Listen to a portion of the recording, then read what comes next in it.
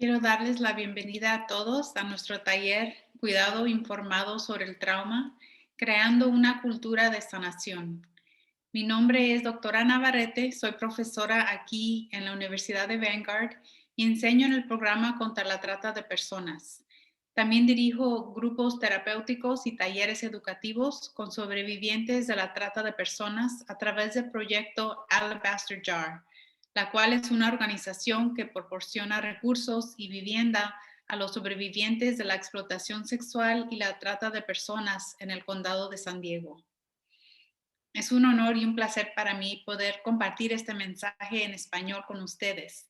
Y estoy muy emocionada de compartir hoy acerca de los cuidados informados sobre el trauma, porque creo que es una habilidad fundamental a la hora de trabajar y comunicarse con otros, ya sea que usted se dedique a los servicios médicos, la educación o una organización basada en la fe. Sea padre o estudiante, este tema es para todos. Las estadísticas nos muestran que 2/3 de la población en los Estados Unidos tendrán por lo menos un trauma psicológico en su vida. Y aunque no todos tendrán efectos duraderos, los efectos del trauma son comunes. Muchos de ustedes quizás no sean terapistas, pero sí están trabajando con personas que han sufrido traumas y eso afecta sus interacciones con ellos y la eficacia de su trabajo con ellos. Muchas personas con una historia de trauma puede que nunca busquen servicios de salud mental, pero van a la escuela, van a citas médicas y tienen familias. Así que usted está en una posición para poder ser una fuente de curación en sus vidas, aun si la interacción es breve. Me gustaría comenzar con una cita del teólogo y activista social Ronald Sider, que dice: nadie puede hacerlo todo, pero todos pueden hacer algo y juntos podemos cambiar el mundo. Cuidar de otros desde un lugar de compasión, empatía, conexión, es algo que usted puede hacer, es algo que todos podemos hacer. Y eso realmente es de lo que se trata el cuidado informado sobre el trauma. Aquí está el propósito y la visión general de nuestro tiempo juntos. Vamos a definir la atención informada sobre el trauma y los principios básicos. Vamos a dialogar sobre los efectos del trauma al cerebro y en el comportamiento. No quiero que este taller sea solo de teoría. Quiero que se vayan hoy con algunas técnicas prácticas que puedan usar desde el primer día. Así que vamos a hablar sobre herramientas y técnicas prácticas para aplicar el cuidado informado sobre el trauma en su trabajo, hogar y su comunidad. Y finalmente vamos a ver y dialogar sobre unos escenarios que estudiantes en nuestro departamento de teatro aquí en Vanguard nos han preparado. A pesar de años de trabajo en este campo, no existe una definición común del cuidado informado sobre el trauma, pero este es uno de los más usados. El cuidado informado sobre el trauma es un marco de trabajo basado en la comprensión y sensibilidad del impacto del trauma, el cual se enfoca en la seguridad física, psicológica, emocional, tanto del proveedor de servicios como el de los sobrevivientes, y crea oportunidades de recuperación para los sobrevivientes y un sentido de control y fortalecimiento. Así que esto es una filosofía y un enfoque. Los cuidados informados sobre el trauma comienzan desde el momento en que la persona entra e informa cada capa de nuestro trabajo con ellos. Desde la forma en que el lugar físico está diseñado, hasta la forma en que usted se comporta con la persona, cómo están escritas las preguntas en sus formularios y cómo cuidamos de sus necesidades. Cuando hablamos de cuidados informados sobre el trauma, es exactamente lo que suena. Estamos cuidando a alguien o a una comunidad y ese cuidado está siendo guiado por nuestro entendimiento de lo que es el trauma y cómo el trauma afecta a las personas. Es un cambio en preguntarle a la persona: ¿qué te pasa a ti? A preguntarle: ¿qué te ha pasado en tu vida y cómo podemos apoyarte? Esta perspectiva valoriza ver a la persona como un ser humano entero y no solo ver los comportamientos problemáticos que demuestran. Aquí tenemos algunos de los principios de la atención informada sobre el trauma. El primero es entender el trauma y sus efectos, entender el estrés traumático y cómo afecta a las personas y reconocer que muchos comportamientos y respuestas que pueden parecer ineficaces o dañosas en el presente representan reacciones de adaptación ante sus experiencias traumáticas anteriores. En otras palabras, vemos algunos de sus comportamientos problemáticos como algo que les ayudó a sobrevivir en ese entorno traumático. Y ahora que la persona ya no está en ese entorno traumático, seguimos adelante enfocando en construir nuevas habilidades y adaptaciones más sanas. El segundo es promover la seguridad. Esto es algo muy importante porque para muchos sobrevivientes de trauma, su sentido de seguridad se ha perdido a un nivel muy fundamental. Por lo tanto, queremos establecer un entorno físico y emocional seguro en el que se les asegura sus necesidades básicas, se adoptan medidas de seguridad y las respuestas de sus proveedores son consistentes. El número 3 es garantizar la competencia cultural. Comprender cómo el contexto cultural influye en la percepción del trauma y la respuesta al trauma que ocurrió y el proceso de recuperación también. Se refiere a respetar y celebrar la diversidad y ofrecer oportunidades a los clientes para que participen en sus prácticas culturales. El número 4 es apoyar el control, la elección y la autonomía de los clientes. Ayudar a los sobrevivientes de trauma a recuperar el control de sus vidas diarias y a crear competencias que refuerzan su sentido de autonomía. El número 5 es compartir el poder y la gobernanza.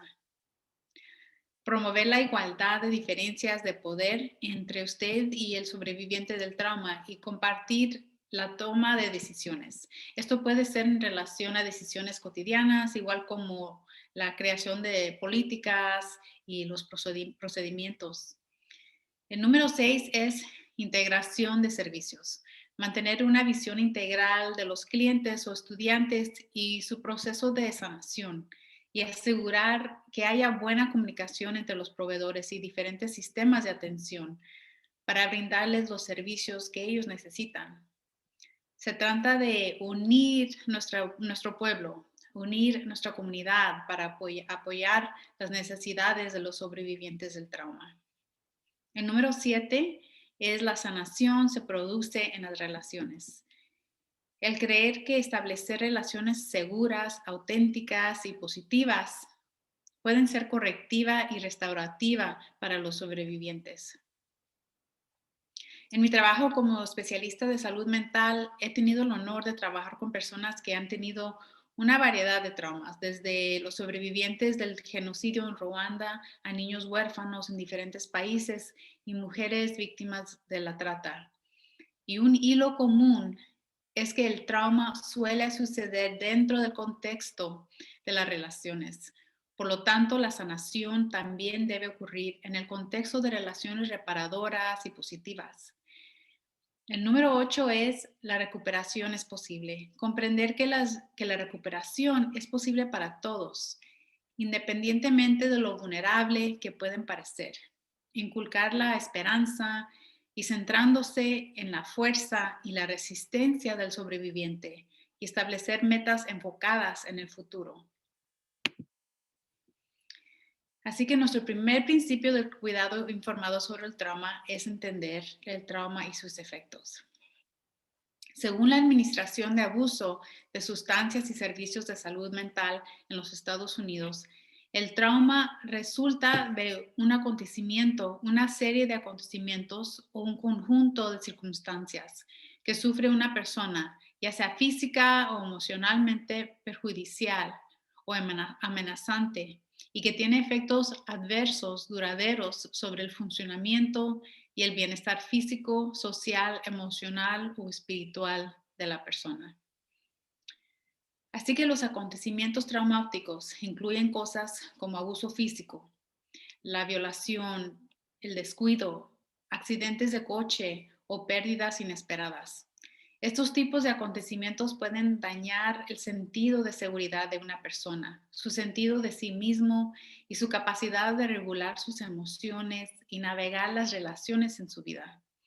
Las personas que han sufrido trauma también tienden a sentir altos niveles de vergüenza y impotencia.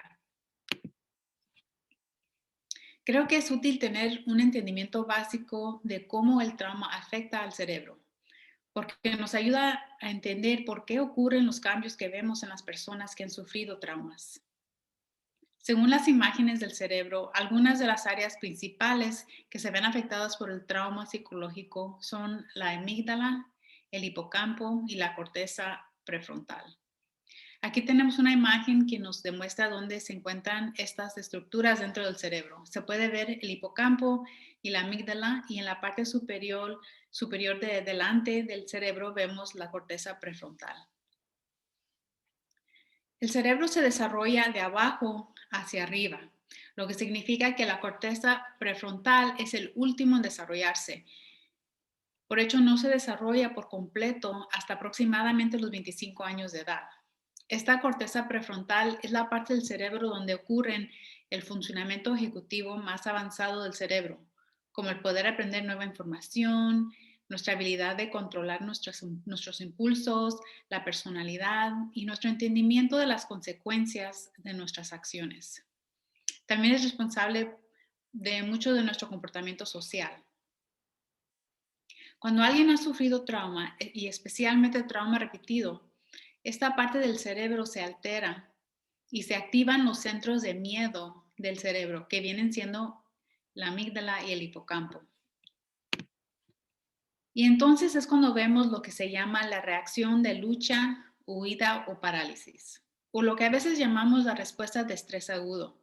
Y se puede crear una serie de cambios fisiológicos, como el aumento de frecuencia cardíaca, su respiración se acelera para entregar más oxígeno a su sangre, su audición se vuelve más aguda, puede sudar más. El flujo de sangre aumenta a los músculos grandes, así que las manos y los pies a veces se enfrían. Esta respuesta de lucha, huida o parálisis incluso reduce temporalmente su percepción al dolor. Todas estas cosas ocurren inmediata y automáticamente, sin que nosotros ni siquiera lo pensemos. Esto es realmente increíble si se pone a pensar en cómo nuestro cuerpo y nuestro cerebro están creados de una manera enfocada para mantenernos vivos y sanos en situaciones peligrosas. Quizás algunos de ustedes hayan sentido estos efectos cuando el coche delante de usted se detiene de repente o sale un perro bravo en su camino. Una forma simple que me gusta hablar de estos estados es el cerebro de aprendizaje, o cuando el córtex prefrontal está activado, y el cerebro de supervivencia, cuando los centros del temor del cerebro están activados. Es importante comprender cómo interactúan el cerebro de aprendizaje y el cerebro de supervivencia. Esos dos modos no pueden funcionar al mismo tiempo. Por ejemplo, si una persona está usando su cerebro de supervivencia y sus centros de temor están activados, no tienen acceso completo a sus habilidades de enfocarse y aprender nueva información, ni de hacer las mejores decisiones en ese momento. Otro detalle es que el cerebro de supervivencia siempre supera al de aprendizaje, porque al nivel más básico, su cerebro solo está tratando de mantenerlo vivo. Así que si cree que hay un peligro para su vida, se enfocará en eso primero y le da la prioridad. Lo difícil es que cuando el cerebro pasa mucho tiempo en este modo de supervivencia, como vemos en personas que han sufrido traumas repetidos, se hace más difícil apagarlo. Y el resultado es que se vuelve más y más difícil volver a activar el cerebro de aprendizaje. Es por esto que personas que han sufrido traumas fuertes o repetidos interpretan situaciones neutrales como amenazantes y estresantes, y pueden reaccionar con enojo y resistencia. ese modo cerebral de supervivencia está activado muy fácilmente y pueden tener más dificultades para aprender y concentrarse. Por eso también tendemos a ver problemas con el consumo de drogas y alcohol en personas que han tenido traumas, porque están utilizando estas sustancias para aliviar sus síntomas físicos de su respuesta de estrés agudo. Una buena noticia es que la ciencia nos ha demostrado que el cerebro continúa creciendo y formándose de acuerdo a las experiencias de la vida. Y así como los eventos traumáticos pueden forjar esas vías neurológicas, las experiencias terapéuticas positivas también pueden ayudar a las personas a sanar y a construir vías más sanas. Y esta sanación y creación de nuevas vías neurológicas pueden ocurrir en nuestro cerebro durante toda nuestra vida, no solo cuando estamos jóvenes. Así que uno de nuestros objetivos al trabajar, enseñar y a crear a alguien con un historial de trauma es sacarlos de ese modo cerebral de supervivencia y activar el modo cerebral de aprendizaje y de construir y fortalecer experiencias y relaciones positivas. A veces el cerebro y el cuerpo se adaptan alrededor de experiencias traumáticas de maneras que a menudo se malinterpretan y pueden ser frustrantes para las personas que los rodean. Sin embargo, estos comportamientos suelen tener sentido en el contexto de sus experiencias. Como profesora de psicología, siempre me gustaba animar a mis estudiantes a que exploraran cómo nuestra perspectiva influye en la forma en que vemos y interpretamos lo que nos rodea, como un par de lentes que usamos que colorean cómo vemos y interpretamos el mundo de nuestro alrededor. Y cuando aprendemos nueva información, podemos empezar a ver y interpretar las cosas a través de esta nueva comprensión. Ahora quiero que imaginen que vemos los comportamientos problemáticos en la columna izquierda a través de nuestros lentes de trauma y consideren el papel que puede estar desempeñando el trauma en cómo se comporta una persona. Podemos ver que alguien está buscando atención, pero cuando nos ponemos nuestros lentes con nuestro conocimiento del trauma, vemos que están sintiéndose desconectado, solo, sin ser escuchado por otros, buscando una conexión. Podemos ver a alguien que tiene comportamiento irrespetuoso, pero ahora entendemos que está sintiéndose amenazado, inseguro, fuera de control. Podemos ver a alguien que es un manipulador, pero nosotros con nuestros lentes de trauma vemos que está haciendo que sus necesidades se cumplan de manera que han funcionado en el pasado, haciendo lo que sea necesario para sobrevivir. Alguien desmotivado, pero con nuestros lentes nos damos cuenta que está deprimido, temoroso, abrumado o congelado. Y finalmente alguien que está portándose de una manera resistente, pero con nuestros lentes y entendimiento del trauma vemos que está teniendo falta de confianza con otros, debido a su experiencia de ser herido por otros, asustado de hacer progreso y luego perderlo todo. Tengo un ejemplo que me gustaría compartir con ustedes. Trabajé con una sobreviviente de la trata de personas que un día llegó a casa muy enojada después de que no la pudieron asistir en su cita médica, porque le requerían que usara máscara por la pandemia y ella la rechazó. Ella se portó de una manera quizás resistente y irrespetuosa, tuvo conflicto con la seguridad del hospital, pero al trabajar con ella pudimos descubrir juntas que su resistencia al usar la máscara era que le recordaba de las veces que su traficante le tapaba la boca y la nariz y le detenía la respiración hasta que se desmayaba cuando ella no hacía suficiente dinero esa noche. Por eso es importante ver más allá del comportamiento, porque para alguien que ha sufrido traumas, a veces algo está desencadenando su reacción de estrés agudo, pero ellos mismos no lo entienden. Ellos mismos no entienden su reacción, porque si recuerdan, esta es una reacción inmediata y también involuntaria. Ahora tenemos más entendimiento sobre el trauma, cómo aplicamos el cuidado informado sobre el trauma y cómo creamos un ambiente que promueva sentimientos de seguridad, empoderamiento y autonomía. Aquí les tengo unas sugerencias. En los entornos físicos y emocionales, los letreros. Se utilizan palabras que avisan lo que se puede hacer en lugar de lo que no se puede hacer. Por ejemplo, si es maestra o madre, podría decir, por favor utilice su voz baja o camine despacio en lugar de decir, no griten o no corran. En las zonas de bienvenida, son sus áreas de espera acogedoras, con muebles cómodos y con mantenimiento reciente. Promueve el sentimiento de ser valorado y sentirse seguro. Está mostrando símbolos culturalmente adecuados, como obras de arte culturalmente diversas. Y la arte son las obras de arte que usted demuestra relajantes para la mayoría de las personas. Por ejemplo, se ha comprobado que el arte abstracto puede iniciar sentimientos incómodos para algunos sobrevivientes de trauma, porque pueden interpretarse de diferentes maneras. La asignación de asientos también puede ayudar a proporcionar un sentimiento de seguridad.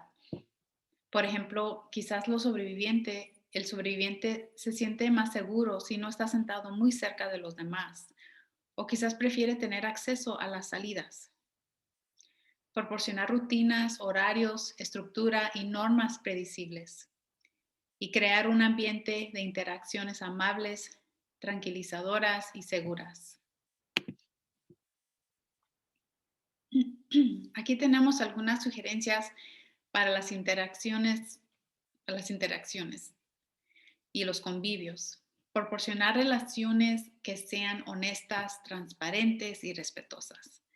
Estar pendiente continuamente de la experiencia del cliente o el paciente. Por ejemplo, preguntar qué le ayuda cuando se molesta, qué le funcionó en el pasado, cuáles son las cosas que le provocan su reacción de enojo o de ansiedad, qué podemos hacer para ayudarle. Darles oportunidades de nombrar y expresar sus emociones, reacciones y pensamientos, proporcionar poder, elección y control adecuado para el desarrollo. Por ejemplo, ofrecerle la oportunidad de tomar decisiones diarias y participar en la creación de sus propios objetivos o metas personales. Presentar la opción de elección siempre que sea posible, porque parte de la experiencia de trauma ha sido un sentimiento de pérdida de control y elección. Por lo tanto, queremos hacer lo contrario y brindarles una experiencia correctiva de empoderamiento. Empezar y terminar el día con una actividad positiva. Por ejemplo, tener una reunión por la mañana. Este es un momento para hablar de cómo están sus estudiantes o hacer una actividad relajante o positiva antes de empezar el día. Sé que los maestros y los padres, especialmente hoy en este tiempo, están muy ocupados con una lista grande de las cosas que tienen que hacer todos los días. Pero una forma de verlo es que no está añadiendo más trabajo, sino que esto es algo que abre la puerta al cerebro de aprendizaje y comportamiento positivo que se llevará a cabo durante todo ese día. Crear un espacio seguro. Este es un lugar donde la gente puede ir y puede ir si se siente abrumado. Por ejemplo, le puede poner un reloj por 5 minutos y en este espacio pueden tener objetos que le promueven la relajación o la seguridad, como un papel pegado a la pared con recuerdos de respirar profundamente o hacer estiramientos. Puede tener audífonos con música relajante. El movimiento mecedor de una silla de mecer también puede ser útil. Una cobija acogedora o juguetes de peluche para que los niños lo abracen o aceites esenciales se pueden tener disponibles. Y te enseñar técnicas básicas de relajación y tener un plan para cómo y cuándo se pondrán en práctica. Y esto puede ser en salones de clase, en su hogar, en organizaciones de trabajo, porque todos podemos beneficiar de tomar un momento para relajarnos y respirar profundo de vez en cuando. Antes de terminar esta parte del taller, quiero hablar brevemente de la atención informada sobre el trauma al nivel organizativo, porque creo que uno de los mayores problemas en poder trabajar de una perspectiva basada en trauma es trabajar junto a colegas, organizaciones o una pareja que no trabajan desde esta perspectiva. Si todos pudiéramos trabajar desde este punto de vista común, creo que la gente tendría mucho más éxito en la recuperación del trauma. Creo que comienza con empezar conversaciones con compañeros y líderes sobre el cuidado informado sobre el trauma y cómo se puede aplicar estos principios en su trabajo cotidiano. La colaboración es fundamental.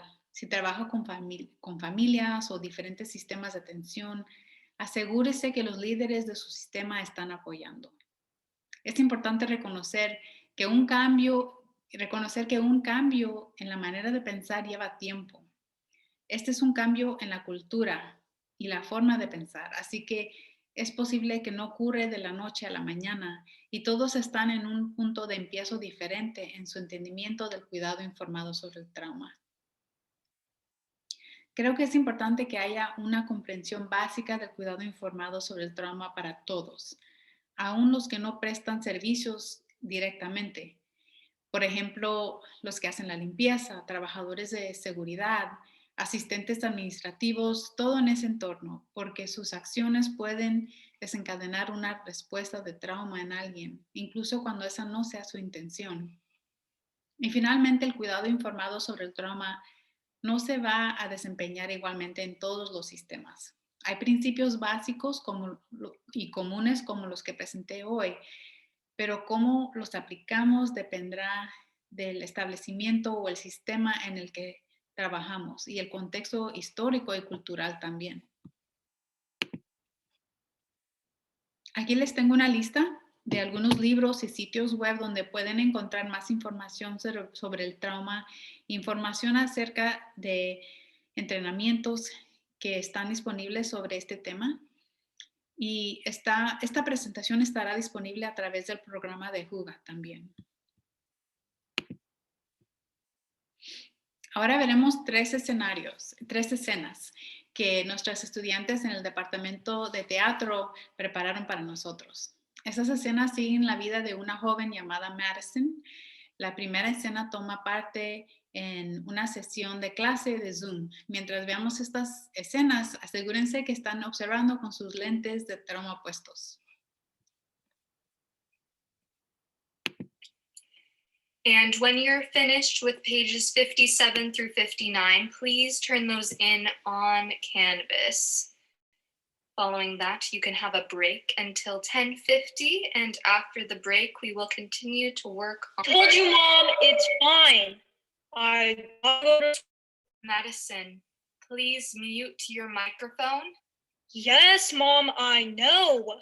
Don't worry about it. Madison, you need to mute yourself. You're disrupting the class, which you were already late to. Okay, everyone, please continue working on your assignments. Mrs. Parks, what are we supposed to be doing? Madison, if you had been here when class started, you would know that we're working on the assignments on pages 57 through 59. Seriously, Madison, you're a smart girl. You need to put in more effort if you want to pass this class. I don't know what's so important that you can't manage to log into Zoom, but this is school now, and you need to make an effort. Forget this.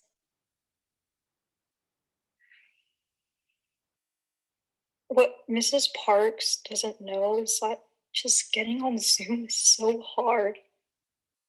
Both of my parents lost their jobs in restaurants since the COVID pandemic.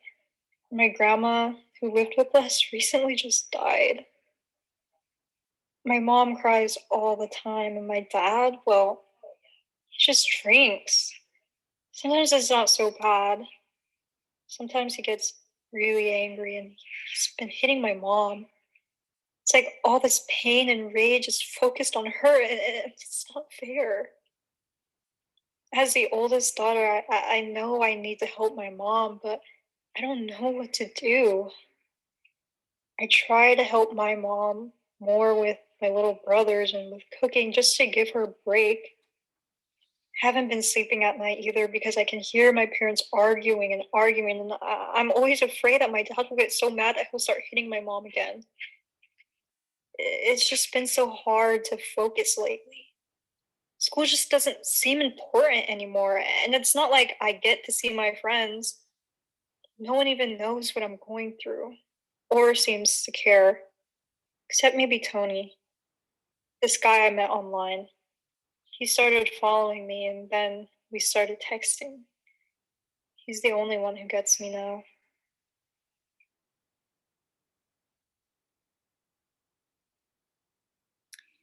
Y se me olvidó decir también que estas escenas están en inglés, pero la traducción está disponible en el programa de Juga bajo este programa. ¿Okay?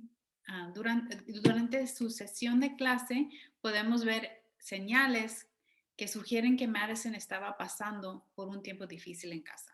Por ejemplo, se presentaba desenfocada, desanimada y parecía haber conflicto en la casa. ¿Qué podría haber hecho o dicho esta maestra para demostrar el cuidado informado sobre el trauma?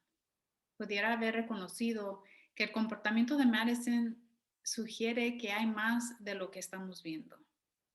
Se pudiera enfocar en su relación con Madison y hablar con ella en privado o hablar con los padres para informarse de lo que estaba pasando en la casa o referirla a consejería escolar para buscar recursos que le pudieran ayudar. And when Ahora veremos la segunda escena. Esta toma parte en una clínica médica donde Madison está recibiendo atenciones médicas.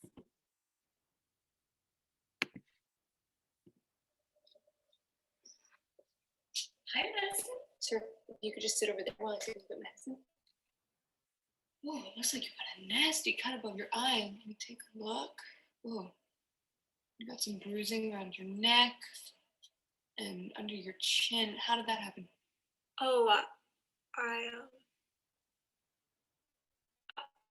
guess I fell and I landed on my neck. And then I cut my eye, I think. I don't know. I'm sorry. I passed out, so I don't really remember. I'm sorry. It feels like I can't breathe or something. Oh, you're fine. You're just getting a little worked up. Just try to calm down. Were you drinking, teacher? It says here you're only 18. Oh, I guess I just tripped. Well, if you were drinking, I hope you learned your lesson and will be more careful in the future. Okay,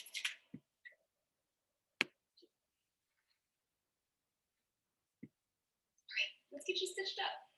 I'll be right back with some supplies. What the nurse didn't know is that Tony was really nice to me at first. He really treated me well. I was having a hard time because of my family and school. He really took care of me and bought me a new outfit, took me out to get my nails done. He made me feel so beautiful. Like I was the center of his world. But he hasn't been himself lately. He asked me to do something for him that I didn't feel comfortable doing. I didn't want to and said no at first, but he had done so much for me that I wanted to make him happy. I feel so ashamed.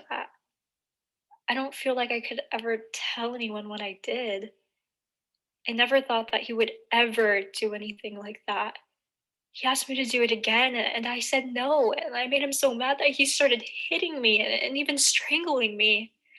He told me that if I didn't do that thing, the next time he asked me, that he would tell my friends and family what I had done.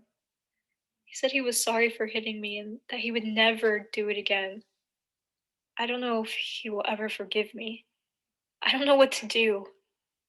Maybe if I had a minute alone with the nurse, I could get the courage to tell her. No, I can't do that. I don't think she would believe me. And I can't imagine what she would think of me if she found out what I did. Nos podemos preguntar qué salió mal aquí. Quizás hubo una falta de compasión y empatía de parte de la enfermera. En esta situación es importante no juzgar y ella la acusó de haber tomado alcohol. Podemos ver señales que sugieren que Madison estaba pasando por algo peligroso.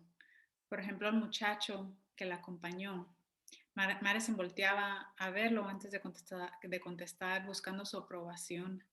Las heridas no coinciden con el accidente que ella reportó. Y la ansiedad y confusión que demuestra nos da alerta que quizá hay algo más que no está reportando. Algunas maneras de demostrar el cuidado informado sobre el trauma en esta situación son demostrar la compasión y la empatía, pedir tiempo a solas con Madison, explicarle los procedimientos que van a ocurrir con más detalle y preguntarle si la podía tocar antes de revisarla.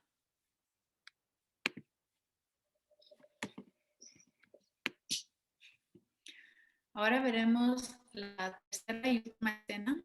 Y Madison fue explotada sexualmente por su traficante, pero ha huido esta situación y ahora está en un centro de rehabilitación. En esta escena está comunicándose a través de Zoom con una voluntaria que le está ayudando a hacer unos proyectos recreativos. Yes, that's it. Just fold it here and open this part, and there you go. Oh, that's cool. Can we make another one? Sure, Madison. You know, I'm really glad I could come this week and volunteer. I've been so busy trying to help organize the fundraiser for a safe home. You know, we hope to raise a lot of money so that more girls can benefit just like you did. Wouldn't that be nice? Oh, I guess so. Well, so I was wondering if maybe you could help us out. You have made so much progress. You were like a totally different person than when you first got here. I was hoping if you could tell your story at the fundraiser so people would know how great the Safe House is and give their money to support more girls like you. Well, I don't really like public speaking, so Well, that's okay. I could teach you. I am really good at speeches. We could just tell the people what you've been through about your trafficker and how he beat you and how you were rescued and how the Safe House has helped you. What do you think? I know the people just love you. Oh, well, my boyfriend didn't beat me, but I don't know if I'd do a good job. Oh, just promise me you'll think about it, okay? I really don't want to talk about what happened to me, especially not to a bunch of people I don't even know. They'll just be staring at me, judging me. How would you like to tell a room full of strangers about your worst day or the stupidest thing you've ever did? But the people in this program have done so much for me. So maybe I should just do it, even though I really don't want to. I'm trying to say no, but she doesn't seem to be listening. I wonder if she'll be mad or disappointed with me if I don't do it. And why does she keep calling Tony my trafficker? I know he did some pretty bad things, but he was there for me when no one else was. And he said he was sorry. I still love him. And I think he still loves me too. My heart is racing, and I feel really out of it right now. What is going on with me? I feel like running out of here. These people are really nice, and I know they're trying to help me, but I think they just don't get me. Maybe this program isn't the right place for me. I should have known that. I just don't belong. Algunas observaciones que podemos hacer sobre esta escena con la voluntaria es que no estaba pendiente de la reacción incómoda de Madison. La presionó a compartir su historia y no le dio empoderamiento, elección y control. No estaba enfocada en las fuerzas y habilidades de Madison. En los comentarios que ella hizo, la voluntaria como yo soy muy buena con los discursos y como fuiste rescatada, el enfoque está en Madison como víctima, en lugar de Madison la sobreviviente, y en la fuerza del centro y en la voluntaria en lugar de Madison.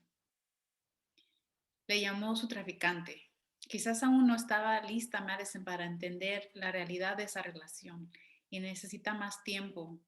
Y esto puede causar un alejamiento y falta de confianza. Por eso es importante que usemos el idioma de Madison para hablar de estos temas. Estas escenas nos demuestran el proceso que a menudo ocurre con la explotación, donde tenemos una joven con problemas en casa o de alto riesgo, después sufre la explotación y luego pueden recibir servicios insensibles que los aleja o pueden sufrir la revictimización. Es por eso que el cuidado informado sobre el trauma es tan importante. Les quiero dar las gracias por acompañarme. Espero que hayan disfrutado y aprendido algo de esta presentación.